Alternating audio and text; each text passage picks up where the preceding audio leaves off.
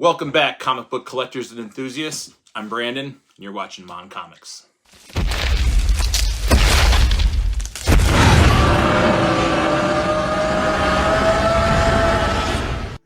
Hey, welcome back, everyone. This week I'm doing a little bit of a different video while I wait for books to come into the mail, which won't be here till like this weekend or early next week.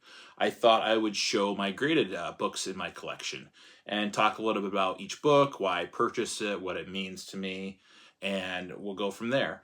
I own 16 graded books. 2 are CBCS, and the rest are CGC. I'm a member to CGC myself. I like submitting books. I like something to look forward to get back in the mail. I grade books for a few purposes. One is because I really like the cover art, and it's become a piece of pop culture art. And even though I can't read it, I can go online and read the stories if I want to, and some I do have of these raw.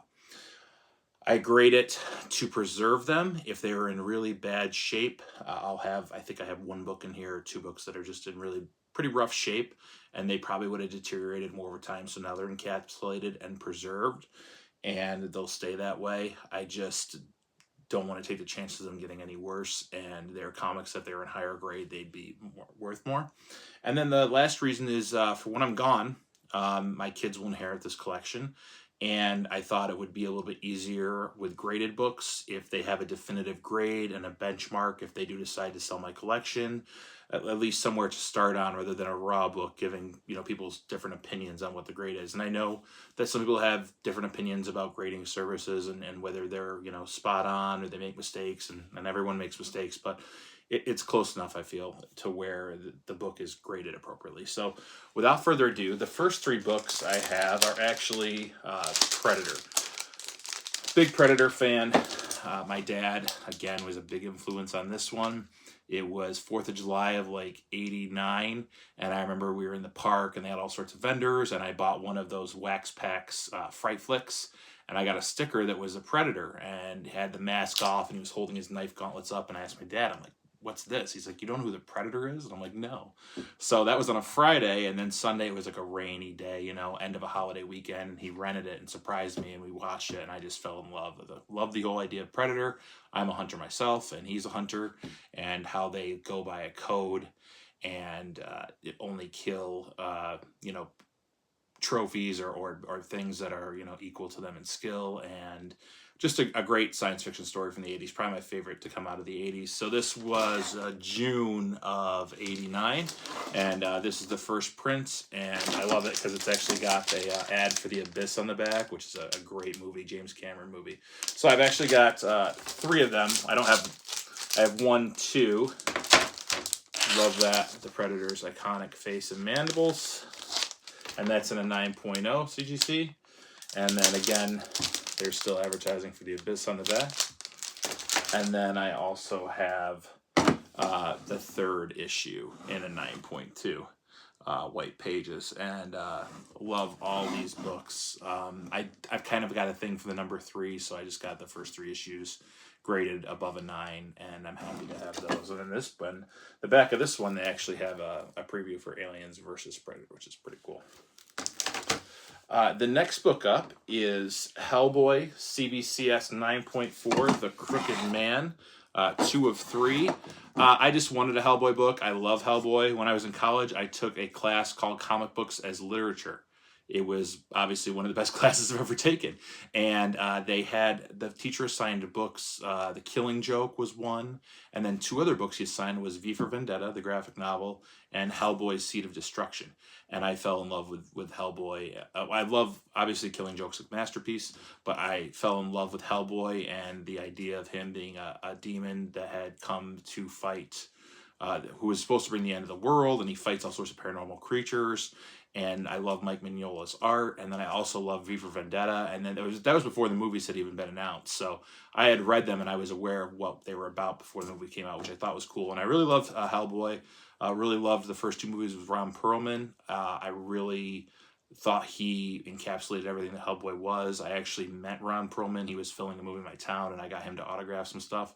But yeah, I just wanted to pick up. I saw this. It was cheap. I think it was like $40, which, it's almost the cost to grade it. So I just wanted a piece of Hellboy for my collection. The next book up is a 90s classic. I actually sent this one out to CGC myself. It is Spawn #1, graded at a 9.8. This was out of the collection that got me back into comics a few months ago. Well, almost a year ago now, I think. And I thought this was the best one. Had it pressed and cleaned by Jeff at Comic Spa. Again, his contact info is in the description if you want to reach out to him. And they all thought I was going to come back like a 9.4, 9.6. Well, him in the form that he posted on, and it came back a 9.8. So, a big Todd McFarlane fan, the Todd father. I didn't send this in for grading at the time. I just couldn't afford it. I think this is now more rare to have one that's not signed. So, Spawn #1. Can't wait for the reboots. Don't mind the 90s movie. It's all we had. Just, you know, it was has its faults, but I enjoyed it. I love that cover. I love the green. I love the reds. I just love everything about that character design. So, happy to have that in my forever collection. The next book is Power Man and Iron Fist. This is their first. You'll notice a lot of these books are firsts or keys. I like to collect those. This was the first team up between Power Man and Iron Fist. And actually, I enjoyed Luke Cage on Netflix. I think that was my favorite. And the scene where he's entering that building in the first season and takes out all those people while Bring the Ruckus is playing by Wu-Tang was just masterpiece. It was awesome. So really loved that series. I like Power Man and Iron Fist a lot. I think they're a cool character duo. 9.0. This was the first slab book I got when I got back into collecting graded comics or comics at all. And I believe I paid, I don't know, $80 for it shipped. So I think the fair market value stayed about the same, but very happy to have those two in their first appearance together. It's Power Man and Iron Fist #50. The next book up is Daredevil, issue #184, classic Frank Miller. It is the Punisher appearance, and it's just a great, awesome cover. I got this. I bought some comics on Whatnot, and it automatically entered me in for a giveaway, and I had my choice of slabs, so I picked Daredevil because I like Daredevil, and I love this cover. So, yeah, 9.0, Punisher appearance, Frank Miller story, and Frank Miller and Klaus Janson cover and art. Of course, we're doing the CGC signing, and I'm getting a book back from Comic Spot pretty soon to send in for that. Can only do a couple books for that. It's pretty pricey. So, yeah, very cool. Happy to have a graded Daredevil book in my collection. Certainly not the last. The next book up is Marvel Premiere 28. First appearance of the Legion of Monsters. Everyone knows I'm a big Man-Thing fan. It's not a secret. But putting together Man-Thing, Morbius, Werewolf by Night, and Ghost Rider, come on. I love it. CBCS 4.0. It's what grade I could afford it in. I just love... Some people don't like that cover. I enjoy it. I think it's awesome. Come on, Marvel. Give us this movie and make it dark. I think we would all like to see that. So, very cool book. I don't think I will be able to get another one to upgrade because they're just more expensive, so I'll just enjoy this one. And actually, now that I think about it, I have 3 CBCS books in my collection, and I'll get to them. Gone, Gone, the Form of Man, Rise the Demon, Etrigan. Love the Demon. This is a cool book, cool story. It is Jack Kirby and Mike Royer cover and art, and Jack Kirby's story. I read that Jack Kirby really didn't want to do this book. He was focused on other stuff at the time, but DC wanted something in the supernatural realm, and this actually did well. And origin and first appearance of the Demon, Etrigan and Randu. So the Demon was a demon connected to Jason Blood, who was a knight of Camelot. That Merlin bonded to this demon, and he has crazy powers. He can breathe hellfire, super strong, super agile. I actually just saw him in the animated series on HBO, Justice League Dark, and it has him and Deadman and Swamp Thing and John Constantine. I like DC's supernatural lineup. I think it's cool, and I'd like to see more of that. And I really enjoy the DC animated stuff, like Justice League Dark. Flashpoint Paradox was a masterpiece too. And, of course, Batman animated series. So, very cool. I got this on the cheap. I think this is only a 6.0. It presents really great for a 6.0. The colors are great. I got this months ago. I think the guy was selling it for like $70 shipped, and it's definitely gone up since then. So, very cool. Very awesome cover. Love it. Happy to have the Demon #1.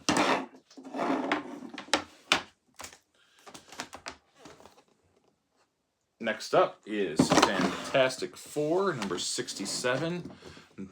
Continuing with the Jack Kirby theme. Again, Jack Kirby did all the art up through 102 of the Fantastic Four original run, and is the origin first appearance of Warlock in a cameo, which we all know is coming to the MCU. Stan Lee story, Jack Kirby and Joe Sinnott cover and art.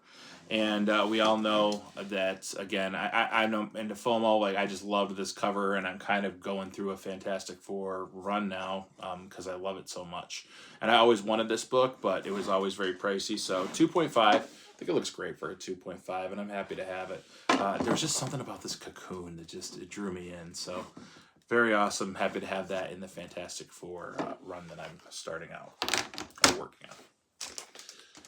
Next up is one I sent in for grading myself, along with that Spawn, was Fantastic Four 86, CGC at a 7.5, classic Doom cover, Dr. Doom appearance, again, Stan Lee story, and Jack Kirby and Joe Sinnott art cover. Again, I'm a sucker for Doom covers, and I actually have one from John Byrne and Chris Claremont that is going to be going to the Chris Claremont signing. So that's on its way back from Comic Spa right now. It should be here this weekend. Then I'll send that out with the other books that I previewed in a video a few videos ago. So that's cool. Something else to look forward to. But awesome cover, great colors, 7.5, looks great. I'm happy. I thought, Jeff and I both thought it was going to grade lower, so pleasantly surprised when it came back to that.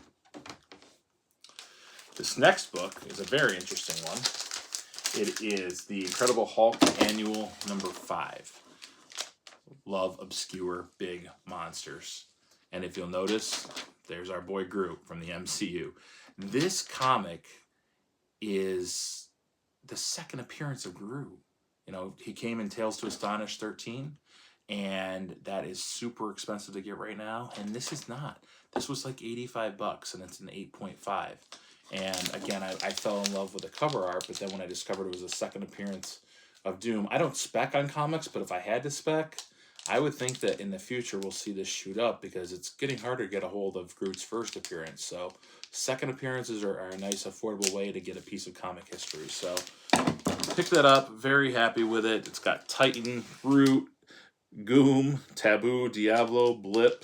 Just love them. Just love big monsters ever since I was a kid. So very cool. Happy to have that in the collection.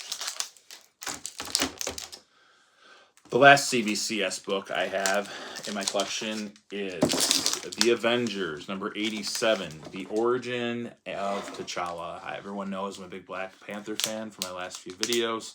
I loved this cover. I loved the art on it. It is John Buscema and John Verpoorten as for the cover. The art is Frank Casilla and Sal Buscema, and the story is Roy Thomas, who also did some writing for Man-Thing. So I picked this up. I think, I'm not sure, I might be able to crack this, have it cleaned and pressed and get a bump, but I'm happy just to own it. Just T'Challa is awesome. It's a really great cover of the Black Panther taking his mask off. So got the first appearance of it now, and I just needed to have that one as well. The next book up is a good example of grading a comic to preserve it. This was Batman 251, classic cover by Neil Adams and a story by Denny O'Neil. This book was in rough shape when I picked it up, and you can still see how rough a shape it is from the spine to that stain on the back. This is just to preserve this book and that piece of art. So I guess preserving a book and enjoying it for art can go hand in hand because the cover's still, you know, even from back here, it's in pretty nice shape. So love Joker, love Batman, and this one is just always, I mean, I love all Neil Adams art no matter what he's working on, but this one just has always stuck out to me, and I wanted it, and I pulled the trigger and had it graded, cleaned, and pressed by Comic Spa. I'm certain I would not have hit the 2.0 if I hadn't had Jeff work on it. So thanks, Jeff. Appreciate that, man. The second to last book we just saw recently in one of my videos is one of my grails that I picked up, Fantastic Four 52, first appearance of Black Panther, and Inhumans appearance, Stanley story, and then Jack Kirby and Joe Sinnott cover art. Again, not much I can say about it. It was a true grail for me. Even at 2.5, I'm happy to own it. I look on the wall and I just still can't believe I own it. really iconic art of the Black Panther just jumping on over the Fantastic Four. So very cool, very thrilled to own that. I'm still riding the high from this book. The last book that I have, I've showed before, but I'm going to show it again. It's my favorite. It is Man-Thing #1 in a 9.4, signed by Frank Bruner. So Frank Bruner did the cover, and then the story is Steve Gerber. And not much more I can say. He's my favorite in the Marvel Universe. This is special to me, obviously, because it's signed. I didn't send it in. I purchased it like this. This is my most expensive book. In this grade, just as it is, it's like a little over $600, but the signature adds quite a bit. There's only 7 other on the census at this grade that are signed, and only 11 higher. But it doesn't tell you how many are signed by Frank Bruner. So it could be signed by Stan Lee, could be signed by Roy Thomas. There's other people it could be signed by. So I wish CGC would tell you how many are signed by each person so you could see what's out there, but they don't. But love that cover, love that art, love Frank Bruner. I got to pick up some Doctor Strange from him and just add that to my collection. So those are the graded books in my collection, and I explained a little bit about each of them and why I like them, and I definitely plan on getting more graded in the future and adding to it. It's a fun hobby to have in the collecting community, in the comic collecting community. Something else I want to talk about is something I came across on Facebook. A gentleman by the name of Adam Kellert out of Michigan posted on Facebook a couple days ago that he was contacted by a Darren Watts who had a collection that he needed him to look at, because Adam is pretty known in the comic world in that area for having knowledge of old comics and collections. So they hit him up, and what had happened is Darren's father had Asperger's, and because of this, he had some nuances. He collected and hoarded a ton of stuff, including comics. And he did it for years. And he actually ended up collecting over 300,000 comics. And his kids weren't allowed to touch them or look at them. And no one, it was just, they were all in boxes, all spread out through the house. And it actually, a bit of a tragic story in the sense that the comic collection overtook the house. It caused a lot of stress. It destroyed the family and caused him a great deal of mental trauma. But within this collection, it has like every major key you can imagine and multiple copies. Talking Fantastic Four #1, Hulk 181, Daredevil #1. I mean, any title you can think of, and DC titles too. He also has a Superman #1 graded at CGC 7.0, which is in millions. And they are making a documentary about it called Selling Superman. And that is being created, directed and produced by the president of Eye to Eye Productions, Adam Schomer. And you can go to sellingsuperman.com and watch the trailer. I'll put the link in the description so you can click on it. It's just mind-boggling that I think they said it was 4 40-foot trailers full. And they've got safes and climate control. I mean, this guy painstakingly took care of his books and sent certain ones in for grading. And they're also on Instagram too. I'll put the picture up here of that. So I've been following along with that. I don't know when it's supposed to release, but this is just huge news for the comic world. Obviously, it's sad and tragic what happened to the family, and it shows a different side of the coin of if you let collecting go too far. But now they're trying to figure out, what to do with this huge collection of amazing books and multiples of each copy. So just very interesting to me. Definitely go to that website, check it out. Adam, if you're watching this, thanks for the heads up on that. It was very interesting to see, and I think it's going to be pretty huge for the collecting world. So that's it this week. If you guys are digging the content I'm producing, please hit the subscribe button. Leave me a like in the comments. If you could tell me which of my books you like the most, that'd be awesome. I'd appreciate it. And I'll definitely have another CGC unboxing coming up pretty soon. Do you like graded books? Do you collect raw books? Let me know. But other than that, thanks for watching. See you next time.